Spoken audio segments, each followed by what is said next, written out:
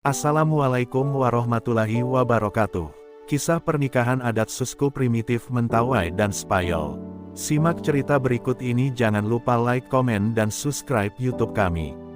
Langit di atas hutan Siberut tampak merah saga ketika Serena berdiri di tepi sungai, tubuhnya dibalut kain kulit kayu berwarna coklat tanah, rambutnya diikat dengan serat rotan, dan tubuhnya dihiasi tato warisan leluhur.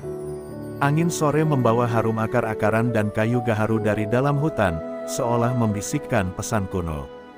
Ia menatap ke kejauhan dengan mata penuh tanya, bukan hanya tentang takdirnya yang telah ditentukan oleh adat, tapi juga tentang dunia di luar sana yang hanya ia dengar dari cerita orang tua, dunia asing, yang konon penuh kekerasan dan kemewahan.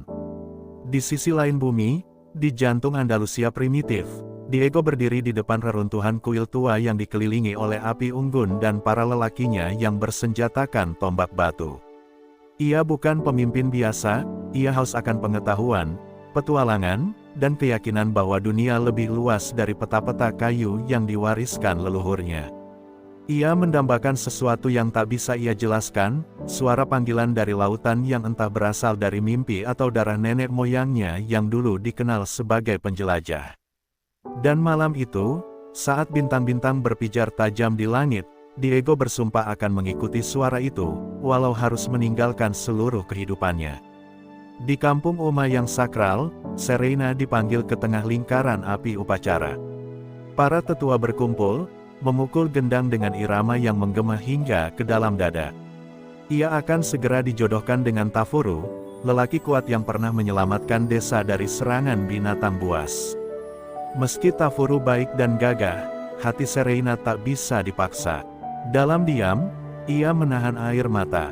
Ia merasa seperti daun yang hanyut di bawah arus tradisi, tak berdaya menolak, bahkan tak sempat bertanya pada dirinya sendiri, apa yang benar-benar ia inginkan. Sementara itu, Diego dan awaknya akhirnya memulai pelayaran menuju timur. Kapal kayu mereka menembus badai demi badai, dan laut seolah ingin menguji tekad mereka. Hingga pada malam ke-15, gelombang setinggi gunung menghantam kapal dan memecahkannya seperti batang tebu kering. Dalam kekacauan dan jeritan para pelaut, Diego ditelan laut dengan doa yang putus-putus, "Jika aku harus mati, biarkan aku mati menemukan sesuatu yang lebih besar dari diriku." Pagi hari di Mentawai, kabut masih menggantung rendah di atas pepohonan ketika sekelompok pemburu menemukan tubuh seorang asing terdampar di pasir putih, setengah telanjang, luka-luka dan tak sadarkan diri. Tubuhnya tinggi, kulitnya lebih terang dari orang Mentawai, dan dadanya bergetar perlahan, masih hidup. Mereka segera memanggil kepala suku.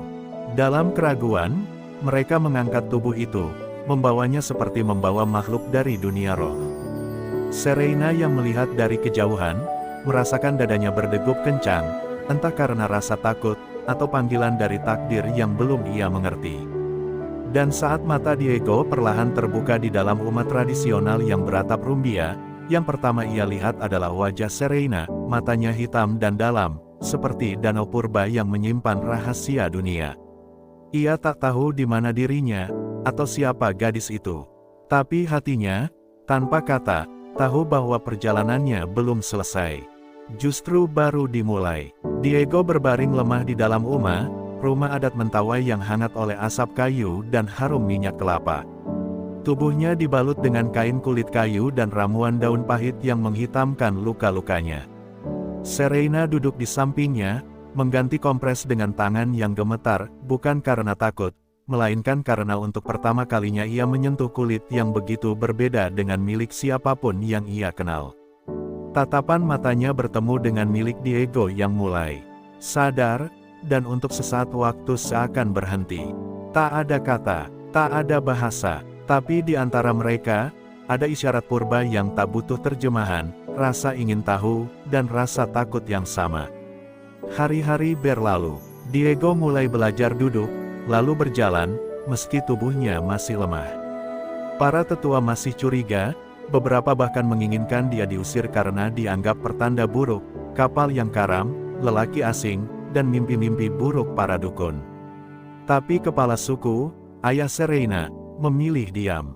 Ia mengamati, dan dalam diam itu, ia melihat putrinya yang dulu pendiam kini bersinar. Ia melihat bahwa Serena tersenyum saat mengajar Diego meminum air dari bambu, atau saat Diego mencoba meniru suara burung enggang dan gagal dengan lucunya.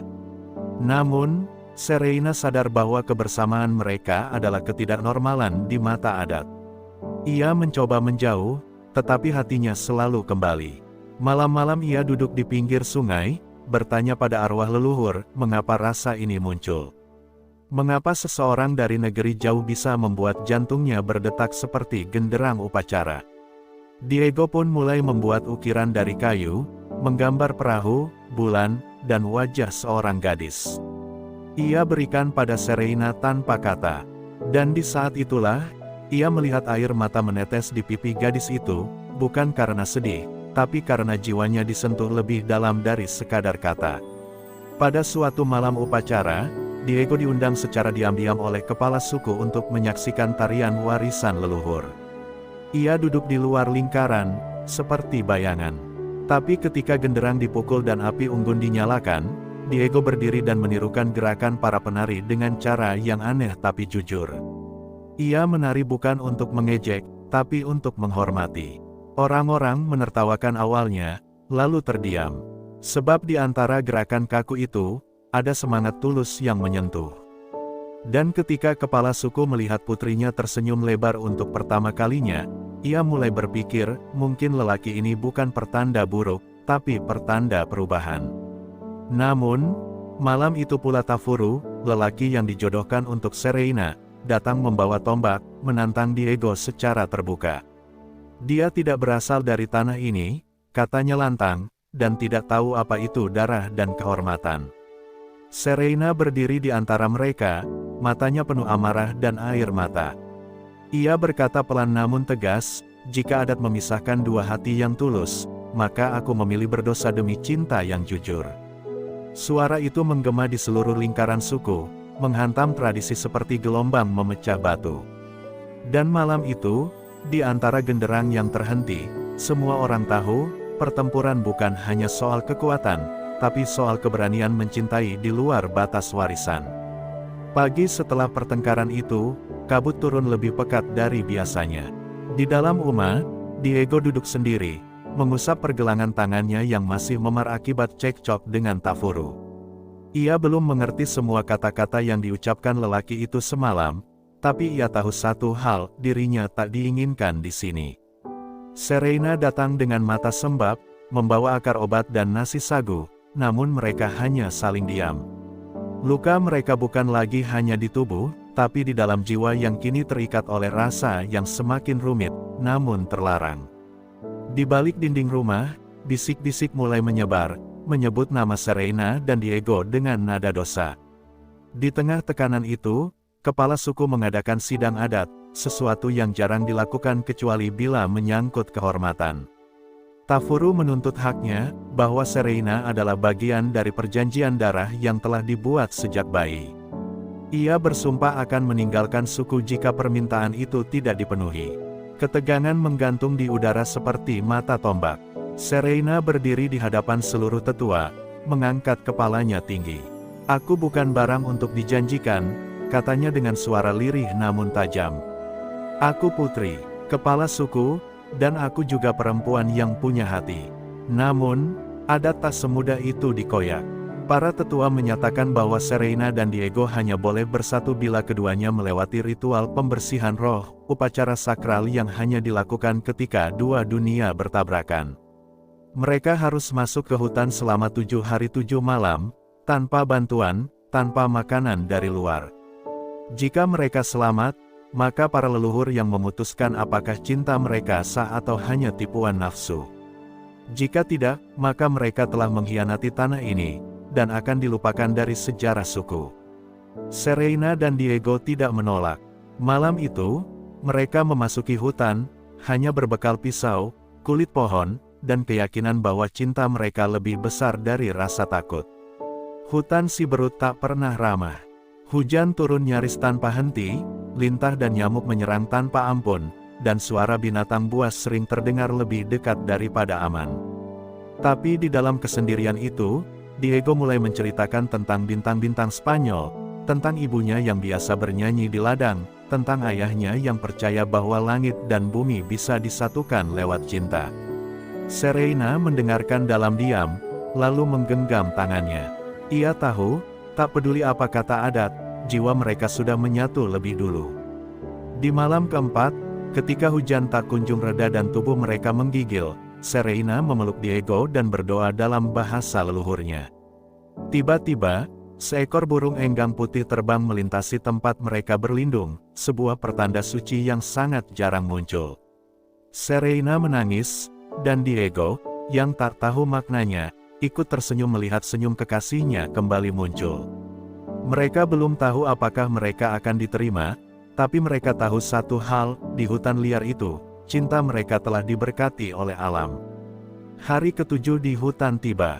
Serena dan Diego kembali ke kampung dengan tubuh lusuh, kulit memar, tapi mata mereka menyala oleh sesuatu yang tak bisa dijelaskan, sebuah keyakinan yang lahir dari penderitaan bersama. Ketika mereka tiba di pelataran suku, genderang disambut pelan. Kepala suku berdiri, dan para tetua duduk melingkar dalam keheningan. Seekor enggang putih terbang rendah melewati langit kampung, membuat semua mata tertuju pada mereka. Dukun tua yang biasa diam, berdiri perlahan dan berkata, "Alam telah bicara. Tapi sekarang giliran kalian yang bicara." Dengan terbata-bata, Diego menyuarakan isi hatinya melalui terjemahan terbatas Serena. Ia tidak memaksa, tidak menuntut. Ia hanya ingin mencintai, menghormati tanah ini, dan menjadi bagian dari kehidupan yang memberinya makna baru. Serena pun maju, menunduk di hadapan ayahnya. "Jika adat melarang cinta ini, maka biarkan aku jadi awal dari adat yang baru. Tidak untuk memberontak, tapi untuk menumbuhkan harapan bahwa hati manusia pun bisa menjadi bagian dari warisan suci." Para tetua terdiam, hening panjang membalut bumi. Lalu, kepala suku mendesah berat dan berkata, "Jika cinta kalian telah diuji oleh hutan dan waktu, maka mari kita ikat dengan dua utas budaya." Dan begitulah keputusan sakral ditetapkan, pernikahan akan digelar dalam dua upacara. Pertama, upacara adat Mentawai sebagai bentuk penghormatan kepada leluhur tanah. Kedua, Diego harus mempersembahkan upacara berdasarkan akar budaya Ibrianya, bukan untuk menonjolkan asing, tapi untuk menyatukan dua langit dalam satu perjamuan jiwa. Persiapan dimulai. Para wanita menenun kain upacara. Para pria memahat patung roh pelindung dari kayu keras. Dan Diego, dengan ingatan masa kecil tentang ritual tua yang diceritakan ibunya, mulai membangun altar batu kecil, menulis simbol matahari dan bulan, serta menyiapkan tarian primitif sukunya dengan kayu dan api. Pada hari pernikahan, Serena tampil seperti roh hutan, tubuhnya ditato dengan arang dan getah, rambutnya dihiasi bulu burung dan bunga segar. Diego mengenakan selempang rotan, dada terbuka dengan ukiran kayu simbol ibunya tergantung di leher. Genderang dipukul, tarian suku dimulai, dan doa-doa dalam bahasa Mentawai mengalir seperti aliran sungai. Setelah itu, giliran Diego. Ia berdiri di altar kecilnya, menyalakan api dan menari perlahan, mengelilingi batu dan daun kering sambil menyebut nama-nama leluhurnya. Tidak ada yang paham bahasanya, tapi semua bisa merasakan ketulusan dari gerak tubuh dan sorot matanya.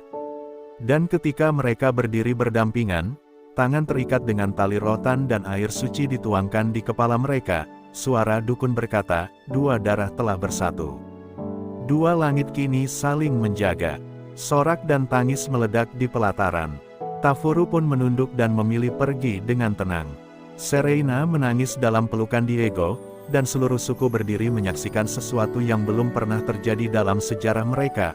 Pernikahan antara dua dunia yang dulunya tak saling kenal, kini menjadi satu cerita suci yang akan diceritakan dari generasi ke generasi. Malam setelah upacara, langit tampak jernih seperti permukaan danau tanpa riak. Serena dan Diego duduk di atas batu besar di pinggir sungai tempat mereka pertama kali bertemu mata. Tak ada lagi bisik-bisik, tak ada lagi sorot curiga. Yang ada hanya suara jangkrik, gemericik air, dan bintang-bintang yang seolah memberi restu mereka sendiri. Diego menggenggam tangan Serena, lalu mencium punggung tangannya dengan lembut. "Di negeriku," katanya lirih, langit tak pernah seindah ini. Serena tersenyum, matanya berbinar, karena di sini, langit tahu kau telah menemukan rumah. Namun hidup tak selalu tentang perayaan. Waktu berlalu, dan keduanya harus membuktikan cinta mereka bukan hanya lewat sumpah, tapi lewat keberanian menghadapi kenyataan. Diego mulai belajar berburu bersama lelaki suku, memahat perahu, bahkan ikut menanam di ladang sagu.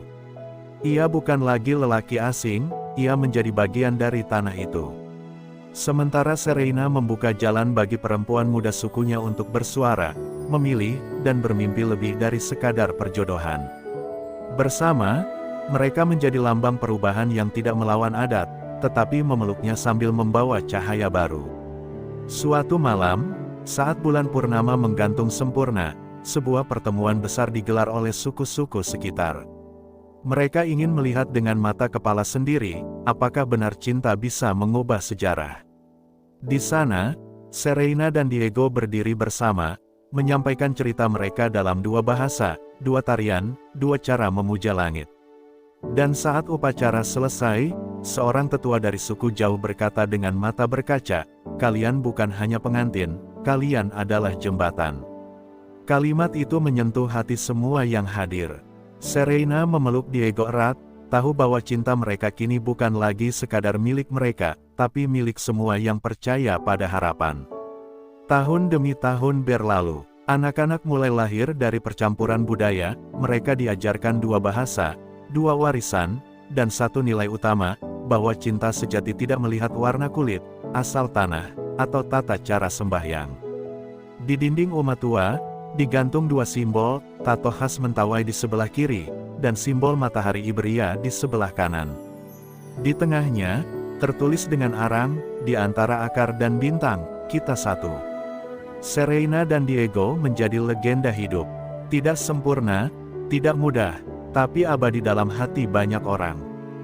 Dan ketika Diego menua dengan rambut memutih, duduk di sisi Serena yang telah memberinya dua anak dan satu dunia baru, ia berbisik, "Jika dulu kapalku tidak karam, mungkin aku takkan pernah menemukan surga ini." Serena menjawab dengan senyuman penuh cinta, "Terkadang, Tuhan menghancurkan jalan kita, agar kita menemukan jalan yang lebih benar." Di bawah cahaya matahari Mentawai, mereka duduk bersama, bukan lagi sebagai dua dunia, tetapi sebagai satu, utuh dan saling menjaga. Badai besar datang pada tahun keempat kehidupan pernikahan mereka. Hujan turun berhari-hari, sungai meluap, dan tanah longsor menghancurkan beberapa rumah di kampung tetangga. Warga panik, suku-suku saling menyalahkan, dan beberapa kembali mempersoalkan pernikahan asing antara Diego dan Serena sebagai penyebab kutukan alam. Dukun tua yang dulu merestui mereka telah wafat, dan kini suara-suara kebencian kembali bergema, membawa luka lama yang belum sepenuhnya sembuh. Diego mendengarnya, merasakannya, dan untuk pertama kalinya sejak ia datang ke tanah itu, ia merasa asing kembali. Serena berdiri membela suaminya di tengah sidang darurat suku. Suaranya gemetar namun tegas, "Jika cinta kami adalah kutukan, maka biarkan aku yang ditelan tanah. Tapi jika cinta kami adalah anugerah, maka biarkan aku berdiri meski sendiri." Air matanya jatuh, dan Diego yang mendengar dari kejauhan, hanya bisa menunduk, menguatkan diri. Ia tahu inilah harga mencintai sesuatu yang bukan miliknya sejak awal. Tapi ia juga tahu, cinta sejati bukan untuk dimiliki, melainkan untuk diperjuangkan. Malam itu, mereka duduk bersama, memeluk anak-anak mereka yang masih kecil, dan bersumpah, apapun yang terjadi, mereka tak akan lari. Beberapa hari kemudian, Diego membantu mengevakuasi korban longsor di lembah. Dalam perjalanan kembali, ia terseret arus sungai yang tiba-tiba meluap. Tubuhnya ditemukan sehari kemudian, tersangkut di akar pohon besar, masih memeluk karung kecil berisi makanan yang ia bawa untuk anak-anak korban. Serena menjerit tanpa suara, seluruh kampung membeku. Lelaki asing itu, yang dulu mereka curigai, kemudian mereka terima, lalu mereka ragukan lagi, justru menjadi satu-satunya yang gugur demi menyelamatkan tanah ini. Upacara pemakaman dilakukan dengan dua cara, cara Mentawai dan cara Iberia. Mayat Diego dikebumikan di tengah hutan, di bawah pohon yang menghadap matahari terbit. Serena sendiri yang memahat batu nisan, dengan dua ukiran, tato mentawai dan matahari Ibria. Ia menabur bunga, lalu menyanyikan lagu lembut yang dahulu sering dinyanyikan Diego saat menidurkan anak mereka. Semua suku datang, dan kali ini, tak ada satupun yang berani berkata bahwa cinta itu kutukan. Sebab cinta itu telah menjadi pengorbanan, telah menjadi warisan. Tahun-tahun berlalu, anak-anak Diego dan Serena tumbuh menjadi pemuda bijak yang menguasai dua bahasa, dua dunia, dan satu hati. Mereka menjadi duta damai antar suku. Dan nama Diego dikenang bukan sebagai orang asing, tapi sebagai lelaki yang datang dari jauh hanya untuk mengajarkan cinta yang tidak memilih-milih darah. Di dinding rumah besar mereka, terpampang sebuah kalimat yang ditulis Serena dengan arang. Cinta sejati tidak hanya menyatukan manusia, tapi menyembuhkan luka bumi. Putra sulung mereka, Liora, tumbuh sebagai pemuda yang tangguh, mewarisi tato adat dari ibunya dan kerinduan akan dunia luas dari mendiang ayahnya. Di usia 18, ia berdiri di tengah pelataran suku, memimpin anak-anak muda membangun kembali jembatan bambu yang rusak karena banjir. Namun jauh di dalam dirinya, Liora menyimpan luka karena tak pernah sempat mengenal ayahnya lebih dalam, selain dari cerita-cerita sang ibu dan ukiran-ukiran kayu tua yang tersisa. Setiap malam, ia menatap bintang dan bertanya, "Ayah, apakah aku cukup menjadi warisanmu?" Pada suatu malam ritual bulan mati, Liora diam-diam pergi ke hutan, membawa lukisan batu dan kalung warisan Diego. Ia ingin bertapa, mencari jawaban dari alam seperti yang pernah dilakukan orang tuanya dulu. Namun, di sana ia diserang oleh sekelompok pemburu dari suku luar yang menganggapnya sebagai anak keturunan najis, darah bercampur yang menurut mereka melemahkan kemurnian adat. Liora dipukuli, dihina, lalu ditinggalkan hampir tak bernyawa di pinggir tebing. Ia diselamatkan oleh seorang gadis dari suku lain bernama Naira, yang diam-diam sudah mengamati keberaniannya dari kejauhan. Naira membawa Liora pulang ke desanya, merawat luka-lukanya, dan tanpa sadar merawat jiwanya yang patah. Keduanya mulai saling mengenal, dan perlahan, benih cinta pun tumbuh. Tapi sejarah seolah ingin mengulang diri. Naira adalah anak kepala suku dari suku yang pernah menolak keberadaan Diego 2 dekade lalu. Hubungan mereka kembali dianggap ancaman. Dan kini, Serena harus kembali berdiri di hadapan para tetua, bukan lagi sebagai perempuan muda yang memperjuangkan cintanya sendiri, tapi sebagai ibu yang memperjuangkan cinta anaknya. Serena berdiri tegak, rambutnya kini telah memutih, namun matanya tetap membara. "Jika kalian ingin menyalahkan darah, salahkan aku yang mencintai ayahnya," katanya lantang. "Tapi jika kalian masih punya hati, lihatlah anak itu. Ia lahir dari cinta, bukan dari kesalahan. Dan jika kalian melarangnya, maka kalian sedang mengubur masa depan kalian sendiri." Kali ini, ia tak berdiri sendirian.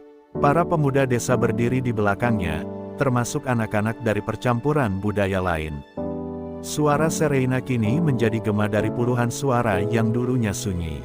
Dan ketika kepala suku akhirnya berkata, "Biarlah cinta anak-anak kita berjalan dengan izin leluhur dan rida langit," semua mata pun basah. Serena menatap langit malam, memejamkan mata, dan untuk pertama kalinya dalam puluhan tahun, ia merasa Diego berdiri di sisinya, memegang tangannya seperti dulu, memberi kekuatan. Cinta mereka belum usai. Ia telah beranak, berakar, dan kini menjalar ke tanah yang dulu menolaknya. Di balik luka yang ditinggalkan waktu, cinta itu kini tumbuh sebagai pohon besar yang menaungi banyak jiwa. Setelah restu diberikan oleh kepala suku untuk Liora dan Naira, tidak semua pihak senang.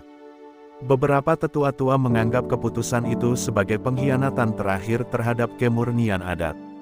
Bisik-bisik kembali terdengar di rumah-rumah malam hari, dan suara keras para pria tua kembali menggema di rapat rahasia.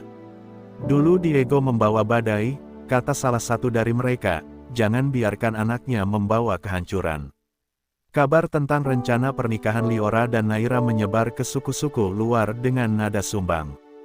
Dan untuk pertama kalinya, ancaman datang dari luar desa. Sekelompok pejuang adat dari kampung terpencil bersumpah akan menghentikan pernikahan itu dengan kekerasan. Serena mendengar kabar itu dari seorang utusan malam hari. Ia gemetar, bukan karena takut pada ancaman, tapi karena merasa sejarah akan kembali melukai anaknya. Ia memandangi wajah Liora dalam tidur, seperti dulu ia memandangi Diego yang tertidur pulas dengan luka-luka dari perjalanan panjang. Dalam gelap, ia berdoa kepada roh-roh leluhur, kali ini bukan untuk meminta restu, tapi untuk meminta keberanian agar tak mewariskan ketakutan pada darah dagingnya. "Tolong lindungi dia, seperti kau dulu melindungi kami," bisiknya, air matanya mengalir diam-diam ke tanah.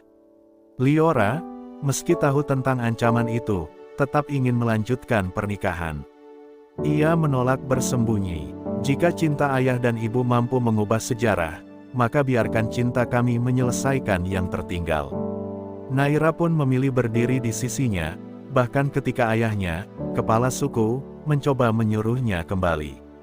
"Aku bukan budak adat," katanya. "Aku anak dari dua zaman." Maka diputuskan, pernikahan tetap berlangsung, tapi akan dilakukan secara terbuka di lapangan utama, disaksikan semua suku, agar jika ada yang datang untuk menghentikan, mereka harus melawan terang, bukan bayang-bayang. Hari itu pun tiba, langit kelabu, tapi tak ada hujan. Genderang dipukul lebih cepat dari biasanya, sebagai penanda kesiapan dan kewaspadaan. Liora dan Naira berdiri di tengah lingkaran suku, tanpa dekorasi megah, hanya mata jernih dan hati yang kuat. Di tengah upacara, bayangan hitam muncul dari sisi hutan. Belasan pria bertopeng masuk dengan senjata kayu dan batu, membuat suasana tegang seketika. Tapi sebelum mereka sempat mendekat, puluhan pemuda desa, anak-anak dari generasi yang percaya pada cinta dan perubahan, berdiri melindungi pasangan itu. Tak satu pun dari mereka mundur. Terjadi kebuntuan. Seorang tetua musuh berteriak, "Ini bukan pernikahan, ini perusakan adat." Tapi kemudian Serena sendiri maju, membawa tombak tua milik Diego, dan berkata dengan suara yang mengguncang tanah, "Adat yang tidak melindungi cinta, bukan adat, tapi belenggu." Suasana hening. Pria-pria bertopeng itu terdiam. Mereka menatap perempuan tua yang berdiri di depan mereka dengan tubuh gemetar tapi mata menyala api. Lalu perlahan, satu persatu, mereka mundur ke balik bayang-bayang pepohonan. Dan ketika genderang kembali ditabuh, Liora dan Naira melanjutkan ikrar cinta mereka, tidak hanya sebagai dua insan, tapi sebagai simbol bahwa cinta, jika diperjuangkan dengan keberanian, bisa menyembuhkan luka turun-temurun. Beberapa tahun setelah pernikahan Liora dan Naira, desa kecil yang dulu dihantui perpecahan kini menjadi tempat berkumpulnya suku-suku dari berbagai penjuru. Mereka datang bukan untuk perang, bukan pula untuk berdagang, tapi untuk belajar bagaimana cinta bisa mengubah arah sejarah. Serena, yang kini dipanggil Ina leluhur, menjadi guru adat dan pelindung perdamaian. Di matanya yang mulai redup, ada sinar harapan. Ia tahu, meski tubuhnya melemah, semangat cintanya dan Diego akan terus hidup di hati anak-anak yang berani bermimpi dan berdiri tegak. Liora dan Naira membangun pusat adat yang terbuka, tempat di mana siapapun boleh belajar menari, menulis, dan mengenal dua budaya sekaligus, tanpa takut dihakimi oleh asal-usul. Mereka menggabungkan cerita-cerita lisan Mentawai dengan simbol-simbol Iberia kuno yang diwariskan Diego. Dan dari situlah lahir generasi baru, anak-anak yang tidak hanya hafal nama leluhurnya, tetapi juga tahu bahwa cinta dan penghormatan bisa berjalan beriringan. Cinta tidak lagi dianggap musuh adat, melainkan bagian dari adat yang hidup dan bertumbuh. Pada suatu senja, di bawah pohon tempat Diego dimakamkan, Serena duduk dengan cucunya, seorang gadis kecil bermata coklat terang. "Kau tahu," katanya pelan, "kakekmu datang dari seberang laut, tapi ia mencintai tanah ini lebih dari siapapun." Sang cucu tersenyum dan menjawab, "Aku akan bercerita tentang dia ke anak-anakku nanti." Serena memeluknya, dan di pelukannya itu, seolah seluruh dunia memeluk kembali, luka-luka lama, dendam-dendam suku, dan air mata perpisahan, semuanya kini disembuhkan oleh pelukan kecil penuh kasih. Dan saat Serena akhirnya menutup matanya untuk terakhir kali, seluruh desa mengadakan upacara besar. Genderang dipukul seperti waktu ia menikah, lagu-lagu Iberia dinyanyikan bersama nyanyian roh mentawai. Tak ada ratapan, hanya doa, sebab cinta Serena dan Diego telah selesai menjalankan tugasnya, menanam pohon yang kini menaungi banyak kehidupan. Di batu nisannya ditulis satu kalimat, cinta bukan tentang dari mana kau berasal, tapi kemana kau berani berjalan bersama. Terima kasih kepada semua penonton setia channel ini. Cerita ini kami persembahkan untuk Anda yang percaya bahwa cinta sejati mampu menembus batas budaya, tradisi, dan luka masa lalu. Semoga kisah Serena, Diego, Liora, dan Naira menginspirasi kita semua untuk lebih menghargai perbedaan dan menjadikan cinta sebagai kekuatan pemersatu. Jangan lupa untuk meninggalkan komentar, karena setiap suara dari Anda adalah semangat bagi kami untuk terus berkarya. Silakan like jika Anda tersentuh, dan subscribe agar tidak ketinggalan kisah-kisah penuh makna lainnya dari berbagai penjuru dunia. Semoga Anda senantiasa dikelilingi oleh cinta yang tulus, dikuatkan dalam perjuangan, dan dilindungi dalam setiap langkah oleh Tuhan Yang Maha Esa. Sampai jumpa di cerita selanjutnya. Salam damai dan penuh cinta dari kami di TR Story.